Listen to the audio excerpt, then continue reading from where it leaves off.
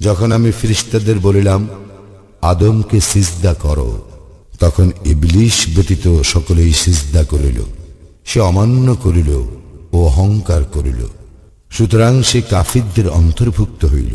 এবং আমি বলিলাম, হে আদম, তুমি ও তোমার স্ত্রী জান্নাতে বসবাস করো এবং যেথা ইচ্ছা স্বচ্ছন্দে আহার করো, কিন্তু এই বৃক্ষের নিকটবর্তী হইও না, হইলে তোমরা অন্যায়কারীদের অন্তর্ভুক্ত হইবে।